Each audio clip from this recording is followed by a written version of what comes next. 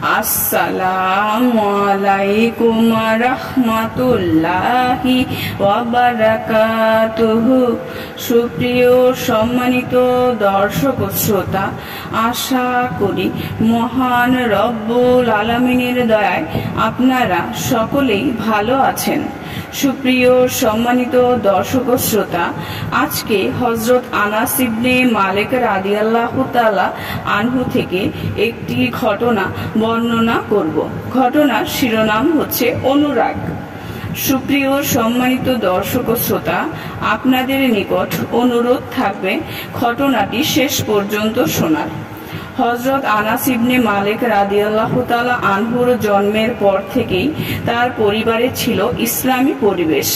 পরিবারের সকলেই ছিলেন আল্লাহর রাসূল সাল্লাল্লাহু আলাইহি ওয়াসাল্লামের প্রতি ভালোবাসায় নিবেদিত। 10 বছর বয়সে তিনি আল্লাহর রাসূল সাল্লাল্লাহু আলাইহি ওয়াসাল্লামের খেদমতে নিযুক্ত হন। আল্লাহর রাসূল সাল্লাল্লাহু আলাইহি ওয়াসাল্লামের প্রতি তার অগাধ মহব্বত ছিল। আল্লাহর রাসূল সাল্লাল্লাহু আলাইহি ওয়াসাল্লামের ওফাতের পর তার মাথায় যেন আকাশ ভেঙে পড়ে। আল্লাহর রাসূল সাল্লাল্লাহু আলাইহি ওয়াসাল্লামের অনুপস্থিতিতে তার মনে অস্থিরতা বিরাজ করতে থাকে। দু চোখ অশ্রু সজল হয়ে পড়ে।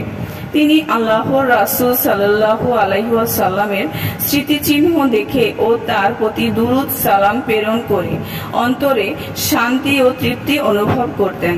হযরত আনাস ইবনে মালিক রাদিয়াল্লাহু তাআলা আনহু আল্লাহর রাসূল সাল্লাল্লাহু আলাইহি ওয়াসাল্লামের হুলিয়া মুবারক অর্থাৎ আকৃতি বর্ণনা করেছিলেন।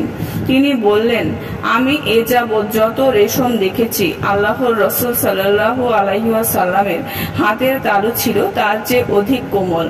যত সুগন্ধির ঘ্রাণ নিয়েছি আল্লাহর রাসূল সাল্লাল্লাহু আলাইহি ওয়াসাল্লামের দেহের সুগন্ধি ছিল তার চেয়েও উত্তম। হযরত আনাস ইবনে মালিক রাদিয়াল্লাহু তাআলা আনহু আল্লাহর রাসূল সাল্লাল্লাহু আলাইহি ওয়াসাল্লামকে স্বপ্নে দেখতেন।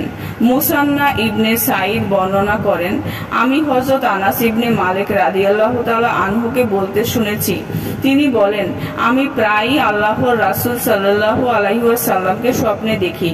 তার ওফাতের পর এমন কোন রাত্রি কাটেনি যে রাত্রে আমি আল্লাহর রাসূল সাল্লাল্লাহু আলাইহি ওয়াসাল্লামকে স্বপ্নে দেখিনি। এ কথা বলে হযরত আনাস ইবনে মালিক রাদিয়াল্লাহু তাআলা আনহু অঝরে ধারায় ক্রন্দন করতেন। সুপ্রিয় সম্মানিত দর্শক ও শ্রোতা, আজকের ঘটনাটি এই পর্যন্তই। ঘটনাটি যদি ভালো লেগে থাকে অবশ্যই চ্যানেলটি সাবস্ক্রাইব করবেন, লাইক করবেন, কমেন্ট করবেন এবং বেশি বেশি শেয়ার করে দেবেন। সবাই ভালো থাকবেন। আল্লাহ হাফেজ।